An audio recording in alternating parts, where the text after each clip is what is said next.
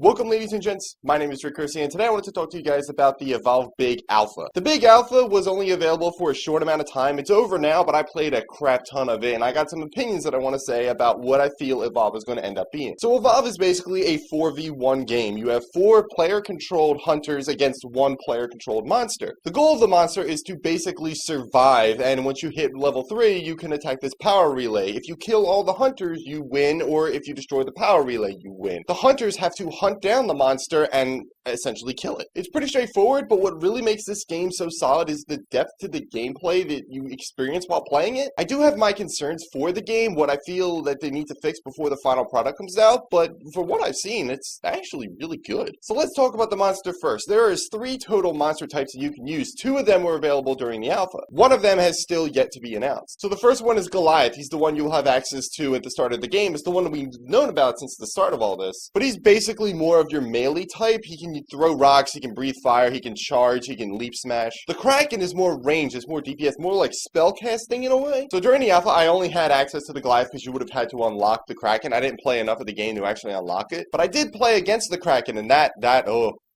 Ooh. So as the monster, when you start up the game, you're level 1. You're at your most vulnerable. And your goal is to basically, well, number 1, survive. And number 2, basically feed and build up experience, build up a meter. Once you filled up that meter, you can evolve and level up, which will allow you to spend 3 skill points on one of your 4 attacks. And all the time, you're trying to stay away from the hunters because they have many tools at their disposal to track you down, but also many tools at their disposal to do damage to you. Because as the monster, you have a health bar, but you also have a shield bar. The shield bar will regenerate. The health bar will not. So as the monster, you really want to stay away from the hunters. You don't want them to get the drop on you. Definitely don't want them to do damage to you. So you're basically playing early on. You're playing on the move. You're playing just hunting down wildlife, feeding on them. But once you hit level 3, you will be at your most strongest. You will be at your biggest form. And that is when the hunters have to start playing a little bit more carefully. Your damage increases. Your health increases. So the hunters really don't want to encounter you out in the wild because you will have the advantage. They're no longer the aggressors. They're almost like on defense. Now they have to worry about protecting this power relay that if the monster destroys, he will win the game, which means the hunters will lose. Now you don't have all the time in the world, you only have about 20 minutes, and for me, that's actually a perfect amount of time. It's the perfect amount of time for the monster to level up to level 3 and really start to build up his armor before he goes after the power relay, and it gives hunters a little bit of a challenge as they're trying to find them. I mean, these maps, they're big, but they're not just big like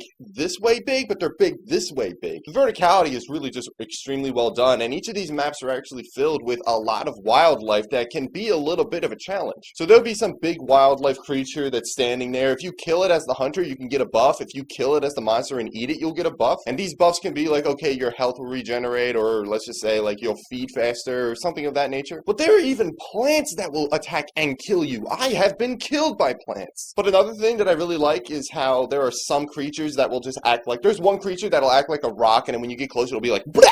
Scared the crap out of me, killed me, but scared the crap out of me as well. But I like how the game actually feels alive. The planet you're on, it actually feels like, okay, the monster's not the only threat out there. We have to worry about all these other guys too. So communication is key as the hunters, because you could be walking around, all of a sudden you'll get attacked by a plant, and then you won't be able to get out until your friends come back and help you. And if they don't come back and help you, you're gonna die. But the creatures won't just attack the hunters, they will attack the monster as well. In the video of me playing as the monster that I put out a few days ago, I actually try to eat something, but this other creature out in the water keeps like pestering me, and it forces me to be like, alright, well, it's no longer worth it to eat this thing. But I like how as the monster, you gotta play smart. You want to like stealth up. I mean, you can go into a stealth mode to cover up your tracks because these are some things that the hunters can use to track you down. There are birds that you can scare that will give the hunters a general location as to where you are. I mean, if you attack other creatures, it will sometimes attract carnivorous birds. All these things will give the hunters a general location as to where you are. I mean, you don't want them to have any idea where you are, especially early on. So you want to go into stealth mode and cover up your tracks. You don't want to scare birds, and you don't want to attract other birds. You can't just go into the game and be like, I'm a force to be reckoned with all the time. No, you can actually get killed pretty easily when you're level 1. Even when you're level 2, you can get killed pretty easily. You gotta play smart. So let's stop talking about the monster. Let's talk a little bit more about the hunters. There are 4 hunter types. There's an assault, there's a medic, there's a trapper, and there's a support. The trapper, in my opinion, is the most important class in the game because they have a couple of tools that can track down and actually attack the monster. One of the things that the trapper has at their disposal is a pet,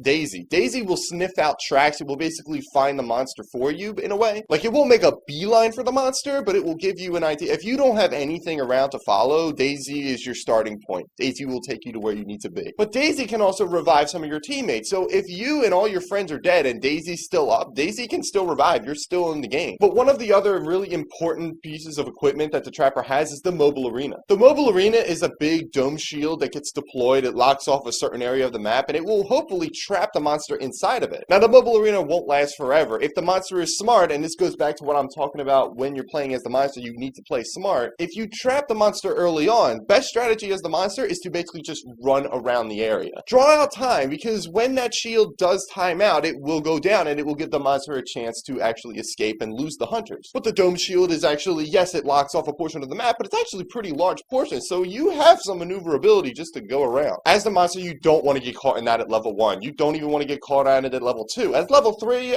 you can possibly hold your own, because if the monster also kills the Trapper, the shield will deactivate as well. So the Trapper is really important to when you're trying to actually attack the monster, but also when you're trying to track it down. One of the other classes is the Assault class. It's the class that I played the most of. But basically, they're all damage dealing. They are essentially the tank. They have this laser gun that will chain attack enemies. They have an assault rifle that's a lot more range, a little bit more direct. They have mines that they can put down, a personal shield if they get too damaged and they need to survive and bail out. There's nothing really unique about the Assault. I mean, he's all damage dealing, and he's pretty much the guy who's going to be right up in the fight. And then there's the Medic. The Medic is exactly what it sounds like. He's the person who heals the rest of the team. But he's also got a Tranquilizer that can be pretty useful when you're actually attacking the monster. What the Tranquilizer does is it will slow down the monster, but it will also highlight it so you can see it through walls. It's a very useful tool to keep the monster from escaping, whether it's trying to escape from a fight or rather you see it and you just don't want to lose it. Now, the support class can actually project an actual shield to other players. Let's just say if one of your players is really hurt, but he's not the Assault, so he doesn't have the personal shield, then the support can actually fire up a shield and actually help them out. But he can also call in a barrage attack that's like an orbital strike that will really do serious damage to the monster. So it will paint an area and then it...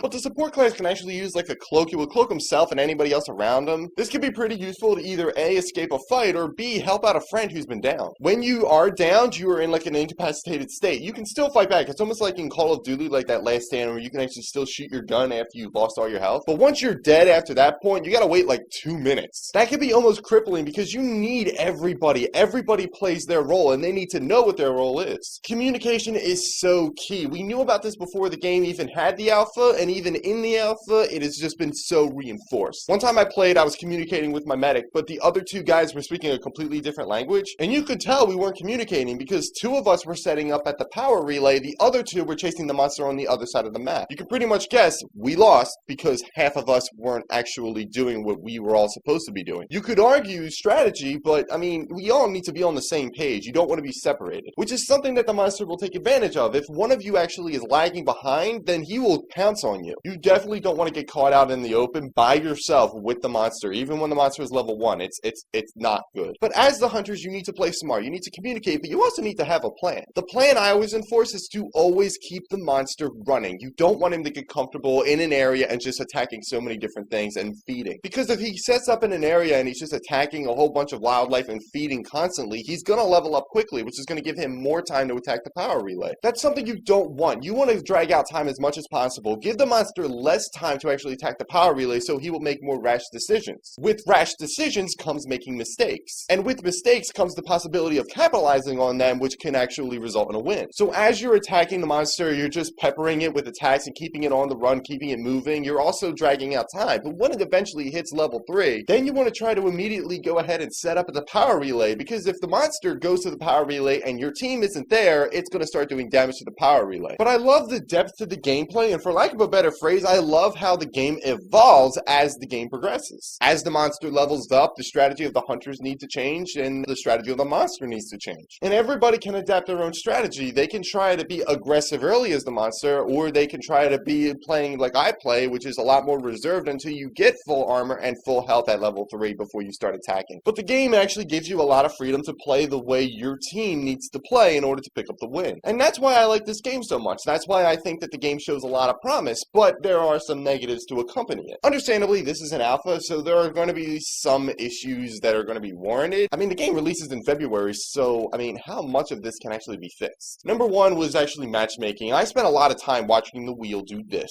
Sometimes it would just do this forever until I rebooted the game and it would finally get me into a game. But even after I get into a game, I'm still waiting because there are so many loading screens. You have to wait for the matchmaking, then you have to wait for the map to load up, and then after that you have to wait for everybody to finish loading that up, and then you have to wait until everybody selects their loadouts. Then you have to wait for the game to load up. There's just way too much time in between games, and Evolve is the kind of game that I would just want to put in and play it just for a couple of minutes just so I can waste time. But the time I need to wait when I'm starting the game up or in between games is too much. It needs to definitely be a little bit trimmed back. There were a couple of times that I noticed that some of the creatures in the game were actually despawning, or as the monster after I killed it, I wasn't allowed to feed on it. But I mean, yeah, like I said, it's an alpha, so there are some things that need to be polished, but I mean, overall, the gameplay was actually really good. But there are some other non-technical worries that I have about this game. One of the things that will kill it for me with the game, it did it with Destiny, is a game that's repetitive. I actually said that Titanfall suffered a little bit because of its repetitiveness. Evolve, I have that same worry of like, okay, yeah, I get it. It's all multiplayer. There's no campaign mode. Titanfall, luckily, is an extremely well-made game, so it's the game that I continue to keep